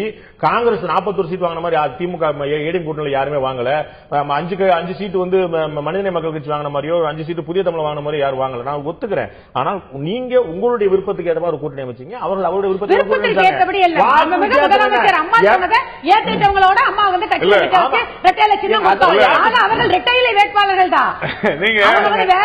சொல்ல முடியாது. நாங்க தனியா தானே நின்று இவ்வளவு ஓட்டு வாங்கியிருக்கோம். 234 234 எவ்வளவு வித்தியாசம்? அவ்வளவுதாங்க. 40 வாங்குறாங்க, 39.7 வாங்குவாங்க. அதனால நியாயமா தேர்தல் நடந்து ஒத்துக்கிறீங்களா இல்லையா? ஜெயராஜ் அவர்கள் சொல்றாங்களே 100 பேர் உட்கார வேண்டிய அவசியம் இல்லைங்க. அதனால நாங்க அவ்வளவு பண்ணியிருந்தா 2006 கார்பரேஷன் திமுக நடத்துற மாதிரி நாங்க நடத்தி இருந்தால் 100 பேர் அவங்க வந்து உட்கார முடியாது. மத்திய அரசு கையில் வைத்துக் கொண்டு தேர்தல் ஆணையத்தை கையில் வைத்துக் கொண்டு நான் சொல்றேன் 11-12 மணிக்கு கன்னியாகுமரி மாவட்டத்தில் பத்மநாபபுரம், விலவங்கோடு, நாகர்கோவில் இந்த 3 தொகுதியிலும் பாஜக லீடிங்னு நம்முடைய தந்தி தொலைக்காட்சி உட்பட பல தொலைக்காட்சிகள்ல தொடர்ந்து 12-1 மணிக்கு மேலேயும் வந்துகிட்டு இருந்துச்சு. நான் என்ன கேட்கிறேன், மோடி அவர்கள் ட்வீட் செய்த காரணத்தினாலதான் திமுக பயந்து கொண்டு அல்லது இவர்கள் முடிவை மாற்றி விட்டார்களா? நீங்க சொல்றதுபடி ஒருவேளை இந்த மாதிரியான ஒரு கூட்டணி வச்சு இந்த மாதிரி ஒரு அண்டர்ஸ்டாண்டிங்கோட செய்யணும்னா நாங்க வந்து கன்னியாகுமரி மாவட்டத்தில் இருக்கிற 6 தொகுதி விட்டுருப்போமா? டெபாசிட் போச்சுன்னா சொல்றாரு, தவறா சொல்றாரு நம்ம நண்பர்.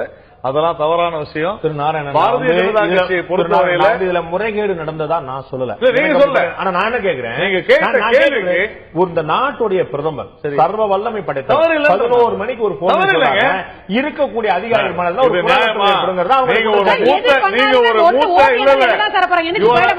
Very senior journalist. 2006ல திமுக ஜெயிச்சது, அதாவது வெற்றி பெற்ற போது காலையில 11 மணிக்கு கோபாலபுரத்துல இவர்கள் சொல்லுகிற அந்த தாசில்தார்ல இருந்து ஐபிஎஸ் ஆபீசர்ஸ் இருந்து ஐஏஎஸ் ஆபீசர் ரவுண்டு கட்டி நிக்கலையா? 10 மணிக்கு நிக்கலையா?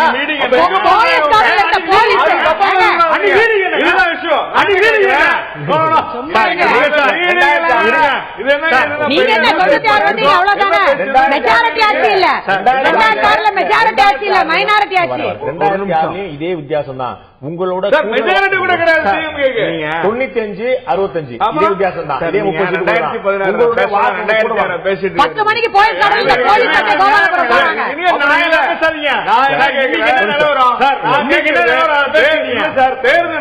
தேர்தலுக்கு சரியாக 12 நாள் இருக்கும் பொழுது உங்களுடைய தலைவர் இந்த நாட்டினுடைய பிரதமரை அப்படி ஒரு புகழ்ந்தார ஏன் 12 நாள்ல தேர்தல் மாறி போனோம்? இது தோல்வி பயத்தினால் இந்த நாட்டினுடைய ஒரு மூத்த அரசியல் தலைவர், ஒரு உண்மையிலேயே ஒரு சிறந்த தலைவர் தடுமாறி போய் நிதானம் இழந்து குழந்தைத்தனமாக பேசிய பேச்சுதான் நேற்று பிரதமர் பத்தி பேசுறது. எப்படி இருக்கு தெரியுங்களா?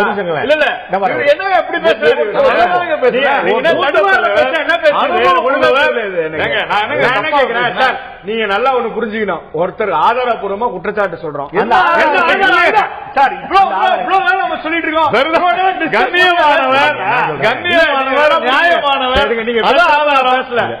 என்ன தப்பு இருக்கு? மோடி கண்ணியம் இல்லாதவர்ன்றீங்களா? என்ன தப்பு? என்ன தப்பு இருக்கு? நான் சொல்ல ஒண்ணுமே தப்பு நீங்க சொல்லுங்க. மோடி துணிச்சலானவர், கண்ணியமானவர், நியாயமானவர், நிர்வாகத்தில் தவறுக்கு இடமளிக்காத கராரானவர். அப்படின்னு மே 4ஆம் தேதி மதுரை கூட்டத்தில் திமுக தலைவர் பேசுறாரு. இன்னைக்கு 6ஆம் தேதி ஆச்சு. கரெக்டா 2 மாசம், ஜூலை வரைக்கும் முடிஞ்சது. 2 மாசம் 60 நாள்ல மோடி எங்க கரார் தன்மை இழந்தார், எங்க நியாயத்தன்மை இழந்தார் நீங்க சொல்லுங்க. போன் பண்ணாங்களே, எனக்கு ஒரு வரி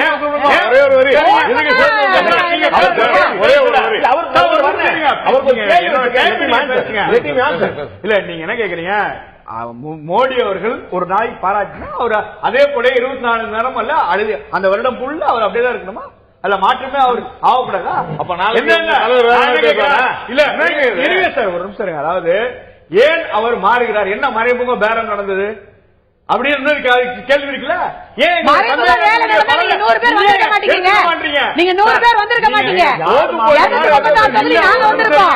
இன்னைக்கு மசோதா தாக்கல் பண்ணுவதற்கு அதிமுகவினுடைய தயவு தேவையில்லையா? நரேந்திர மோடிக்கு சார் இன்னைக்குதான் இருங்க சார். சொல்லுங்க, ஒரு நிமிஷம் இருங்க. அதாவது தெளிவா என்ன மசோதான்னு சொல்லுங்க. ஒரு நிமிஷம் இருங்க சார். எல்லாவற்றுக்கும் அதிமுகவோட தயவு இல்லாமல்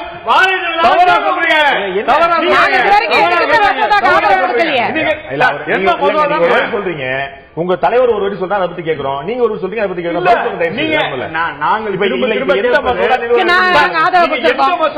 எல்லா விஷயத்துக்குமே என்ன சொல்லுங்க. நீங்க உங்க தகவலுக்காக நீங்க எதை சொல்ல வரீங்க நான் யூகிச்சு சொல்றேன். ஜிஎஸ்டி மசோதா இந்தியாவிலே அதை எதிர்ப்பு தெரிவிச்சிருக்க ஒரே கட்சி ஓட்டு போட்டு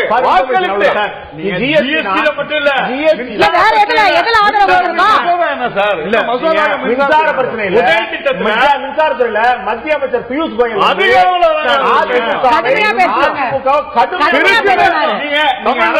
அரசியல் லாபத்தை மட்டும் வைத்து முதலமைச்சரனுடைய பிரதமரினுடைய நடவடிக்கை நீங்கள் கணிக்கிறீர்களா? வேற என்ன லாபம்? வேற என்ன லாபம் எங்களுக்கு? நீங்க உங்க தலைவர் மாதிரி எங்க தலைவர் நினைக்காதீங்க. பதவிக்காக செய்யக்கூடிய வேற என்ன தலைவர்? திட்டத்தை இது எதிர்க்கலாம். நீங்க 13 மாசத்துல பாருங்க, பதவிக்காக இந்த நாட்டுக்கு தேர்தல் வர வச்சாங்க சார் ஜெயலலிதா. நீங்க அதை என்னைக்குமே பதவிக்காக வேண்டி செய்தவங்க அம்மா. கூட்டணி இருக்கு நாங்க சொல்றோம். உங்க தலைவர் மாதிரி எங்க தலைவர் நினைக்கிறாதீங்க. நீங்க சொன்ன உண்மை இருக்குன்னு சொல்றோம். நீங்க சொன்ன உண்மை. அதிமுகவுக்கு பாஜகவுக்கு ஆதரவு வாபஸ் வாங்குச்சு. அதனால தேர்தல் வந்துச்சு, மறுக்கல. திமுகவுடைய முதுபெரும் தலைவர் திரு முரசொலி மாறன் உடல்நிலை சரியில்லாத போது இந்த ஆட்சியில் இருக்கும்போது வாபஸ் வாங்குச்சு. என்னுடைய கேள்வி, இப்ப தேர்தல் முறைகேடு நடந்தது.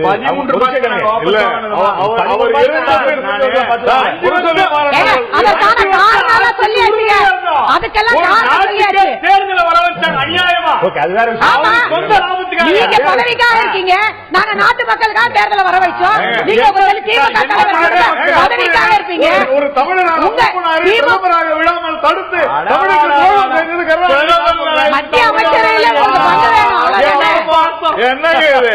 நான் என்ன கேட்கிறேன் சார், ஒரே ஒரு இந்த விவாதத்தை பார்த்து மக்கள் ரெண்டு விஷயத்தை உள்ள ஏதாவது டேக் எடுத்துன்னு பாக்குறீங்களா? இல்லாட்டி 3 பேருடைய குரல் வளம் வந்து ரொம்ப சரியா இருக்கு, ஒவ்வொருத்தரும் பாராப்பாரு விட்டாலும் சரியா போயிடும். திரு ஜெயராஜ், நான் கேட்கிற ஒரு விஷயம் என்னன்னா, ஏன்னா அவர்த்த மட்டுமே கேள்வி கேட்ட மாதிரி போயக்கூடிய நிலைமை ஆபத்தை நான் உணரேன். என்ன மாத்தி மாத்தி நீங்க அந்த சந்தர்ப்பம் கொடுக்காதனால. இப்ப 2006 உள்ளாட்சி தேர்தல் நடந்ததுங்க. அதுல வந்து உயர்நீதிமன்றம் இப்ராஹிம் கலீஃபுல்லா நினைக்கிறேன் நீதியரசர் உயர்நீதிமன்ற சென்னை மாநகராட்சி நடந்த கிட்டத்தட்ட 100 வார்டுக்கான தேர்தலை மறு தேர்தல் நடத்தணும்னு உத்தரவிட்டார். அந்த மாதிரி நடந்து ஒரு நீதிமன்றம், அதாவது third party, ADMK party DMK பார்ட்டில ஒரு கோர்ட் ஒரு பார்ட்டியான ஒரு தேர்ட் பார்ட்டி வந்து ஒரு தீர்ப்பை சொல்லும் போது அதுல நம்ம வந்து புரிஞ்சுக்கலாம், ஓஹோ இந்த மாதிரி முறைகள் நடந்திருக்கு பொழுது. அப்படி இங்க ஏதாவது வந்ததா? அப்படி ஏதாவது இங்க நடந்திருக்கா? நான் நேருக்கு நேராக உங்களுக்கு ஒரு தொகுதியும் சொல்றேன். நாகாபுரத்தை சொல்றேன், திருவண்ணாமலையை சொல்றேன். அப்படி எத்தனை தொகுதி என்னால் பட்டியலிட முடியும்? தள்ளி வச்சது இல்ல. 2009 சிவகங்கை பாராளுமன்ற தொகுதியோட ரிசல்ட் மட்டும் எத்தனை மணிக்கு? 1 மணிக்கு ராஜ கண்ணப்பன் அவர்கள் வாங்கறதுக்காக கிளம்பி போயிட்டாரு. இல்ல நானே கேக்குறேன், சரி கோர்ட் ஒத்துக்கிறாங்களா?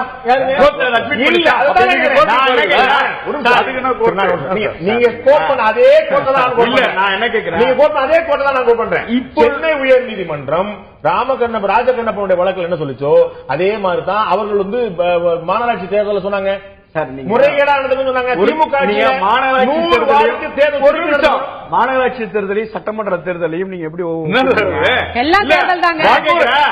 நாட்டிலேயே என்னுடைய இத்தனை வருட அனுபவத்தில் 2006 நடந்த மாநகராட்சி தேர்தல் போன்ற ஒரு வன்முறையான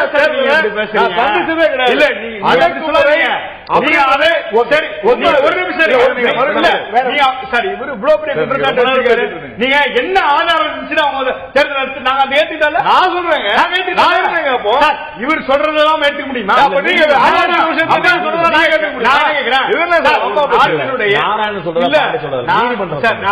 அப்படி கேளுங்க, நீதிமன்றம் சொன்னதாங்க ஏற்றுக்கிட்டு திரும்ப யார் அப்படி ஒரு சூழ்நிலை நீங்க கொண்டு வாங்க. வேற யார் வெற்றி பெற்றது? நாங்க கலந்துக்கவே இல்லையா அடுத்த தேர்தல்ல? நாங்க நிக்கவே இல்லையே. நீங்களே போனீங்க, நீங்களே ஓட்டு போட்டீங்க, நீங்களே மேயர் ஆயிட்டீங்க. அதுதான் நடந்தது. திரு ஸ்டாலின் அவர்கள் வந்து மேயருக்கு போட்டியிட்ட போது அவருடைய ரிசல்ட் என்னாச்சு, அங்க சிசிடிவி எல்லாம் எப்படி உடைக்கப்பட்டது, என்ன நடந்துச்சுங்கிறது எல்லாருக்குமே தெரிஞ்சு. தேமுதிக வந்து கடுமையா வந்து கமிஷனர் ஆபீசர் திரு விஜயகாந்த் கடுமையா முட்ட, திமுக கூட அவ்வளவு எதிர்ப்பு தெரிவிக்கல, அவ்வளவு அதிகமான எதிர்ப்பு வந்து தேமுதிக தெரிவிச்சாங்க. சோ அந்த முறையீடு குற்றச்சாட்டு அந்த பக்கம் இது மாறி மாறி இருக்குதா? அதை விட்டுருங்க.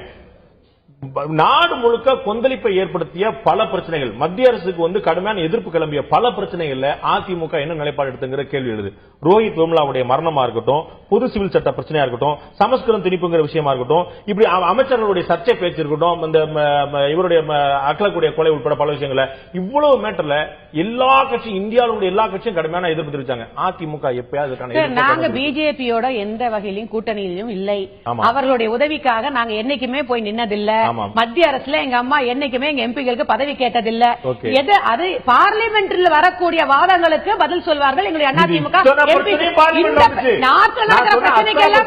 தமிழ்நாட்டில் எது நடந்தாலும் நீங்க கேளுங்க, முதலமைச்சர் ஏன் சொல்லன்னு கேளுங்க, அதுக்கு நான் பதில் சொல்றேன். நாட்டில் நடக்க வேண்டியது இந்தியாவில் லார்ஜஸ்ட் தேர்ட் பார்ட்டி, நீங்க சொன்ன இந்தியாவில் மிகப்பெரிய 3வது கட்சி, இவ்வளவு பெரிய பிரச்சனையில பாராளுமன்றத்தில் எழுப்பப்பட்டாங்களா? ஆமா, எதுக்கு? சமஸ்கிருதத்துக்கு, ரோஹித் வெமுலாக்கு, அமைச்சருடைய சர்ச்சை பேச்சுக்கு, பொது சிவில் சட்டத்துக்கு பேசுக்கெல்லாம் சொல்லல. பேசினாரு திரு கருணாநிதி அவர்கள், நான் இல்லன்னு சொல்லல. சமஸ்கிருதத்துக்கு பேசினாரு. அதே சமயத்தில் நாங்க எதுக்கு ஆதரவு, பொது சிவில் சட்டத்துக்கு ஆதரவு கொடுத்தோமா? இல்லங்க, நீங்க ஆதரவு கொடுத்தோமா? அப்ப நாங்க பேசாம இருக்கிறனால ஆதரவு கொடுத்திருந்தா நீங்க சொல்லலாம்.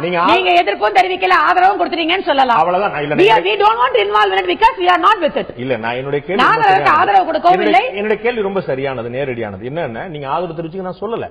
பாஜக மிகப்பெரிய ஒரு சிக்கல்ல மாட்டின சந்தர்ப்பங்கள்ல உங்களுடைய நிலைப்பாடு என்னன்னு கூட நீங்க சொல்ல, ஆமான்னு சொல்லுங்க, உங்களுடைய உரிமை, உங்க கட்சி தலைமைக்கு உரிமை, எதிர்ப்பு சொல்லுங்க, உங்களுடைய உரிமை. நிலைப்பாடு சொல்லாம நாங்க கூட்டணியில பாஜகவோட இல்ல. நாடாளுமன்ற தேர்தலையும் நாங்க கூட்டணிக்கு வரல, சட்டமன்ற தேர்தலையும் நாங்க கூட்டணிக்கு வரல. இதுவரைக்கும் கூட்டணி வைத்துக் கொண்டோ இல்ல கூட்டணிக்காகவும் நாங்க எந்த முயற்சியும் பண்ணாத போது நீங்க ஏன் சொல்ல கேட்கணும்? பிகாஸ் நாங்க எங்களுடைய பாதையில போறோம். எங்களுக்கு வேண்டியது மாண்புமிகு முதலமைச்சர் மக்களுக்கு அம்மாக்கா குரல் கொடுப்பாங்க, பதவிக்காக குரல் கொடுக்கக்கூடியவர் அல்ல. மக்களுக்காக குரல் கொடுக்கும் போது பிஜேபியை கண்டிப்பா அம்மா கேட்பாங்க. உங்கள்ட்ட இறுதியான கேள்வி நேரம் இல்ல, ஆளுக்கு ஒரு கேள்வி முடிக்க வேண்டியிருக்கு. பிரதமர் நரேந்திர மோடி அவர்களே தமிழ்நாட்டில் பிரச்சாரம் பண்ணாங்க. தேர்தலுக்கு வந்து எல்லாரும் வந்து கோயம்புத்தூர்ல வந்து பேசினதுல இருந்து பல்வேறு விஷயங்கள் வந்து பாத்தீங்கன்னா பியூஷ் கோயல் வந்து அவ்வளவு கேள்வி கேட்டபோது பிரதமர் வந்து நிச்சயமா ஏதாவது ஒரு கேள்வியா கேட்பாரு. அதிமுகங்கிற பேரை கூட உச்சரிக்காம ஒரு பிரச்சாரமே பண்ணிட்டு போயிட்டாங்க. அது கேட்ட அரசியல் நாகரீகம் சொல்லிட்டீங்க. ஆனா அதே பிரதமர் பீகார்ல போய் பேசும்போது காட்டாட்சினாரு கூட்டாட்சினார் 2 பேரும் சேர்ந்துட்டாங்க அவ்வளவு விமர்சனம் பண்ணாரு. அப்ப பீகாருக்கு ஒரு அரசியல் நாகரிகம், தமிழ்நாட்டுக்கு ஒரு அரசியல் நாகரிகமா? அப்போ ஒரு அண்டர்ஸ்டாண்டிங் இருக்குங்கிற திமுக சந்தேகம் சரி போல தானே தோணும். அதே பிரதமர் தான் திமுக குறித்தும் எதுவும் பேசல. திமுக ஒரு வார்த்தையை கூட அவர் சொல்லலாம். அப்புறமா என்ன இருக்கு? நான் ஒண்ணுமே சொல்ல. நீங்க திமுக பீகார்ல பிரச்சாரம் பண்ணும் போது நீங்கள் கட்சி தலைமையும் கட்சி தலைவர்களையும் குறிப்பிட்டு அவர்களை பற்றி கடுமையான விமர்சனம் பண்ணி பாம்பு பள்ளி அது இது கடுமையான விமர்சனம் சொல்லி நேரடி அமரமா சொல்லி அவ்வளவு விமர்சனம் பண்ணுவாங்க. தமிழ்நாட்டில் வளர்ச்சி அரசியல் மட்டும் பேசிட்டீங்களே, ஒரு அருமையான பாலிடிக்ஸ். எந்த இடத்துல எப்படி பேசணும், ஏன் பேசணும், இதெல்லாம் வந்து பிரதமருக்கும் எங்க கட்சிக்கும் தெரியும். அதான் சொல்றேன். அவர் சொன்ன மாதிரி நீங்க வந்து என்ன தெரியுமா, மீடியா ட்ரையலே வேண்டாம். மீடியா வந்து இப்படிதான் ஒரு பிரதமர் பேசணும், ஒரு கட்சி தலைவர் பேசணும் சொல்ல வேண்டிய அவசியமே கிடையாது. இடத்துல நாங்க இல்ல சார். அதனால இல்ல நான் கேட்கறது அவர் எப்படி கேள்வி கேட்டப்போ அந்த ட்ரையல் பண்ற ரைட்ஸ் நீங்க நினைச்சீங்களோ அது மாதிரி உங்களுக்கு யாருமே கூட பாஞ்சு கேட்டீங்க. உங்களை கேள்வி கேட்டப்போ மீடியா ட்ரையல் கிடையாது. அதாவது நீங்க வந்து இவரே இது இங்க பேசல, இவரே அப்படி பேசல. ஒரே பிரதமர் மாற்று கட்சியை சேர்ந்த 2 ஆட்சி நடக்கக்கூடிய இடத்துல 2 விதமா பேசுறாரு. அப்ப அவர் கூட அண்டர்ஸ்டாண்டிங் இல்ல. நான் என்ன கேட்கிறேன், இப்ப அதுதான் நான் சொல்ல வரேன். பீகார்ல இருக்கக்கூடிய சட்ட ஒழுங்கு மிக மிக மோசமான சட்ட ஒழுங்கு போல தமிழ்நாட்டில் இல்லாத இருந்திருக்கலாம். அதனால பேசல. இல்லாம இருந்திருக்கலாம். ஏன்னா இல்ல ஒரு நிமிஷம் இல்ல இல்ல இல்ல பீகார் கம்பேர் பண்ணும்போது டெஃபினட்டா தமிழ்நாடு டெஃபினட்டா அவனோட சந்தேகம் இல்ல. அதே போல நான் என்ன கேட்கிறேன், 2013 பாஜக மாநிலத்தில் உங்க கட்சி மாநிலத்தில் தமிழிசை சவுந்தரராஜன் சொல்லுவாங்களா? இல்லங்க, நான் தமிழ்நாட்டில் சட்டம் ஒழுங்கு சிறப்பா இருக்கு தமிழிசை சவுந்தரராஜன் சொல்லுவாங்களா? அவங்க இல்ல, நானே பலமுறை தமிழகத்தில் சட்ட ஒழுங்கு மோசமா தான் இருக்குது. மாநில தலைவர் இல்ல நீங்க you are trying to put some words from சொல்ல போறேன். உங்களுக்கு மாநிலத்தில் ஏதாவது புறம்பாடு எதிர்பார்க்கல. நானே தொடர்ந்து உங்க தொலைக்காட்சிகளோட தமிழகத்தினுடைய சட்டம் ஒழுங்கு மிக மோசமாக இருக்கிறது என்று தொடர்ந்து பேசுவேன். இன்னைக்கு நான் அதான் சொல்றேன். ஆனா நான் சொன்ன விஷயத்தை புரிஞ்சுங்க. ஒப்பீடு என்கிற அளவில் உறுதியாக பீகார்ல நேத்து கூட நம்ம தேஜ் பிரகாஷ் யாதவா நம்ம லல்லுவுடைய மகன் மிக ஒரு ஜர்னலிஸ்ட வந்து அவ்வளவு மிரட்டி இருக்கிறார். அதாவது இங்க இருக்கக்கூடிய சட்ட ஒழுங்கை நாம் கம்பேர் பண்ணும்பொழுது பீகார்ல 100 மடங்கு மோசமாகத்தான் இருக்கிறது. அதனால தமிழகத்தில் சட்டம் ஒழுங்கு நன்றாக இருக்கிறது என்று நாராயணன் சொல்லிவிட்டார் என்று பாண்டே சொன்னாங்க. அதை பத்தி நான் சட்டம் ஒழுங்கு தமிழகத்தில் சரியாக இல்லை என்பதை பாரதிய ஜனதா கட்சியின் சார்பாக நான் இப்பொழுது கூட பதிவு செய்கிறேன். ஆனால் ஒரே வரி நான் சொன்னேன். நீங்க டைம் கொடுக்கிறேன். நீங்க இதே கருணாநிதி அவர்கள் அவருடைய பேட்டியில 2013 குஜராத் மாநிலத்தை நரேந்திர மோடி வளர்ச்சி பாதைக்கு கொண்டு சென்றுள்ளார். குஜராத்தில் அவர் சிறந்த நிர்வாகி என தனது திறனை நிரூபித்துள்ளார். இதனால்தான் அவரை மக்கள் மீண்டும் தேர்வு செய்து வருகின்றனர். இவர் இந்த நாட்டை ஆள வேண்டுமா வேண்டாமா என்பது குறித்து வாக்காளர்கள் தான் முடிவு செய்ய வேண்டும்னு அடுத்து ஒரு ஆட்சிக்கு வந்தா அவங்கள நல்ல நிர்வாகின்றதுக்காக அதே பெருந்தன்மை அதிமுக அரசு வரும்போது ஏன் காமிக்கல? ஒரு நிமிஷம் தேர்ந்தெடுத்திருக்காங்க திமுக. மோடி அவர்கள் என்ன பேசணும் நாங்க தீர்மானிக்க கூடாது. ஆனா திமுக என்ன பேசணும் நீங்க தீர்மானிப்பீங்க. நான் ஒன்றும் இல்லையே சொன்னதுக்கு பதில் சொல்றேன். நான் என்ன கேட்டேன், வைகோ வந்து ராஜதந்திரத்தால் திமுக வரலன்னாரு. மோனோ ரயில் பிரச்சனையில, நரிக்குரோர் பிரச்சனையில, சென்னை ஹைகோர்ட் பெயர் மாத்தின பிரச்சனையில எல்லா விஷயத்திலும் திமுக தலைவர்கள் பாராட்டு தெரிவிச்சிருக்காரு பகிரங்கமா. இன்னும் சொல்ல போனா பட்ஜெட்ல பாஸ் சொல்லிருக்காரு. ஆமா, அப்ப இஷ்யூ பேஸ்ல ஆதரவு தெரிவிக்கிறார். அது உங்களுக்கு ஒரு ஜென்ரல் இல்லைங்க. அவ்வளவு இஷ்யூ பேஸ்ல ஆதரவு தெரிவிக்கிறவர் இந்த அளவு ஒரு மூத்த தலைவர் ஒரு பிரதமர் பேசி இருப்பது இறுதியான கேள்வி உங்கள்கிட்ட. தமிழக முதலமைச்சர் அவர்கள் இதுவரை ஒரே ஒரு விஷயத்துல மத்திய அரசை பாராட்டினதா நான் அறியல. இந்த 2 வருஷத்துல பாராட்டினதா அவங்க வந்து விஷயம் சொல்லியிருக்காங்க. திரு நாராயணன் குறிப்பிட்டது போல பட்ஜெட் உட்பட பட்ஜெட்ல அதிமுக பொறுத்தவரை தமிழக முதலமைச்சர் கடுமையான விமர்சனத்தை வைக்கிறாங்க. மாநிலங்கள் பல்வேறு தரப்பினர் மகிழ்ச்சிக்கு எந்த விதமான திட்டங்கள் குறித்த அறிவிப்பு இல்லாத இந்த பட்ஜெட் எந்தவித தனிச்சிறப்பு பெற்றிருக்கவில்லை. முந்தைய ஆண்டுகளில் அறிவிக்கப்பட்ட பல திட்டங்கள் செயல்பாடுகள் எடுத்துரைக்கப்படவில்லை. மத்திய பட்ஜெட் குறித்து தமிழக மக்கள் பல்வேறு எதிர்பார்ப்புகளை கொண்டிருந்தனர். ஆனால் தமிழக மக்களின் எதிர்பார்ப்புகளை மத்திய பட்ஜெட் நிறைவேற்றவில்லை என்று சொல்லியிருக்காங்க. கடுமையான விமர்சனம் தமிழக முதலமைச்சர். ஆனால் பட்ஜெட்ல பாஸ் பண்ணிட்டாரு பிரதமர் அப்படின்னு எங்களுடைய குறைகளை சொல்லி தேவைகளை சொல்லி பாஸ் பண்ணிருக்கா சொல்றேன். ரயில்வே பட்ஜெட் கேள்வி முடிச்சிருங்க. தொடர்ந்து நான் ஏற்கனவே தமிழக முதலமைச்சர் அதிமுக பட்ஜெட்ல ஒரு முறையும் பாஜகவை பாராட்டியதாக நான் அறியவில்லை. இந்த கண்ணியமானவர், கராரானவர், நியாயமான இது எதுவுமே தமிழக முதலமைச்சர் சொன்னார்ல.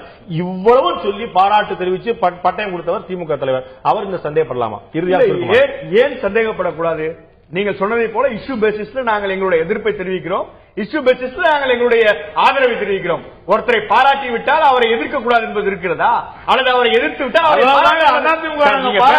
பேசுற சில விஷயங்கள்ல நீங்க ஒரு விஷயத்தை நல்லா புரிஞ்சுக்கணும். அவர் செய்கின்ற அந்த பாரதிய ஜனதா அரசாங்கம் செய்கின்ற தவறை சுட்டி காட்டுறோம். அதுல எந்த தப்புமே இல்லையே. நாங்கள் அவரை பாராட்டி விட்டால் நரேந்திர மோடி ஏற்றுக்கொண்டோம் என்ற அர்த்தமா? இல்ல நீங்க இன்னொன்னு நல்லா புரிஞ்சுங்க. பாரதிய ஜனதாவோடு கூட்டணி காவல் உரிமை ப்ரோக்ராம கூட்டணி வைத்துக்கணும். அதுக்காக எங்கள் கொள்கை அவர் ஏற்றுக்கொள்ளா இல்ல அவர் கொள்கை நாங்கள்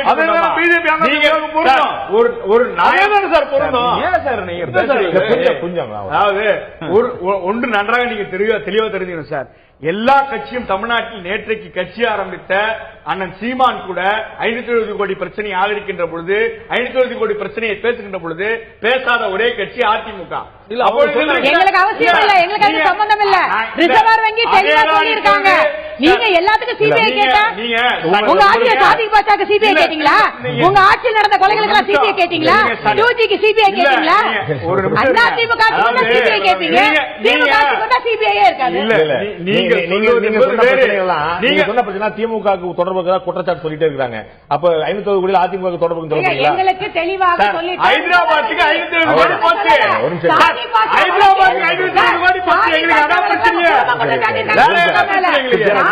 நீங்க ஒரு வழக்கறிஞர்,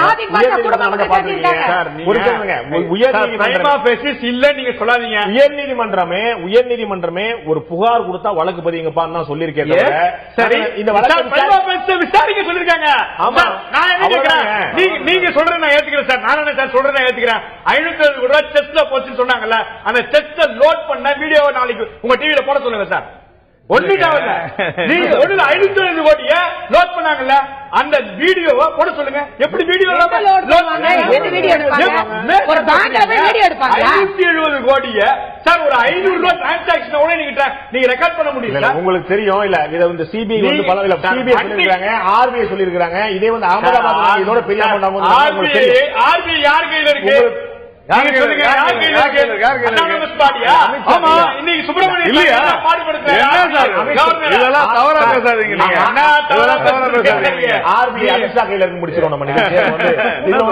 மிக முக்கியமான விஷயம் ஆதாரப்பூர்வமானதா இல்லாட்டி அவதூறான கேட்டதும் ரெண்டும் தாண்டி அரசியல் இருக்கு அப்படிங்கிற மாற்றுக்கிறதுல அதிமுக பக்கம், பாஜக பக்கம், திமுக பக்கம் எல்லாருமே அவரவருக்கான அரசியல் தளங்களை மிக சரியாக வடிகட்டி கொண்டே இருப்பார்கள். இதுல அதிமுக மேல, காங்கிரஸ், பிஜேபி மேல தேர்தல் ஆணையம் கடுமையான குற்றச்சாட்டுகளை திமுக தலைவர் எழுப்பியிருக்கார். அதன் தொடர்பான நிரூபணங்களை கொடுக்க வேண்டிய நிச்சயமாக அவர் மேல கடமை இருக்குது. ஆனால் இதுபோன்ற அரசியல் குற்றச்சாட்டுகள் தொடர்ந்து வந்து கொண்டே தான் இருக்கின்றன. இந்த சந்தேகங்களை போக்க வேண்டிய கடமை அந்தந்த நிர்வாக பொறுப்பில் இருக்கிற மாற்றுக்கருத்துல ஒரு தேர்தல் நடந்தது என்பது மிக சுத்தமாக பரிசுத்தமாக நடந்தது அப்படிங்கிறத தேர்தல் ஆணையம் உறுதிப்படுத்திக் கொண்டே இருக்கணும். வரக்கூடிய குற்றச்சாட்டுகள் இனி வரும் காலங்களில் இதுபோன்ற குற்றச்சாட்டுகள் வராமல் இருக்கிறதுக்கான வழிமுறை அப்படிங்கிற பார்க்கணும். ஏற்கனவே குறிப்பிட்டது போல அதிமுக பொறுத்தவரை தமிழக முதலமைச்சரே கூட எலக்ட்ரானிக் ஓட்டிங் மிஷினே தேவையில்லை, இதுல ஓட்டு சீட்டு முறையை மீண்டும் கேள்வி கேட்டிருந்தாங்க. என்ன காரணம்? சந்தேகத்துக்கு அப்பாற்பட்டு இந்த நடைமுறைகள் இருக்க வேண்டும் அப்படிங்கிறதான். இந்த சந்தேகம் என்பது கட்சி மாறுபட்டுக் கொண்டே இருக்கிறதும் மறக்க முடியாத உண்மைதான். நிகழ்ச்சியில் கலந்து கொண்ட கருத்து அனைவருக்கும் நன்றி. பார்த்த உங்களுக்கு நன்றி. நம்மளே ஒரு சிறிய இடைவெளிக்கு பிறகு ஆயுதத்து நீட்சியில் மாதூர் பாகனுக்கான தடை மறுப்பு தேவைதானா ஆபத்தானதா என்ற தலைப்பில் விவாதிக்க இருக்கிறோம். மாதூர் பாகன் புத்தகத்துக்கு தடை விதித்து செல்லாது என்று உயர்நீதிமன்றம் உத்தரவிட்டிருக்கிறது. எழுத்தாளர்களுக்கான பரிபூர்ண சுதந்திரம் வழங்கப்பட வேண்டும் சொல்லியிருக்கிறது. இப்படி எழுத்தாளர்களுக்கு பரிபூர்ண சுதந்திரம் வழங்க வேண்டும் என்று சொன்ன உயர்நீதிமன்றம் வேறு சில பிரச்சனைகளில் எந்த மாதிரி நிலைப்பாடு எடுத்தது என்பது உட்பட பல விஷயங்கள் தொடர்பாக விவாதிக்க இருக்கிறோம். சிறிய இடைவெளிக்கு பிறகு ஆயுதத்து நீட்சி.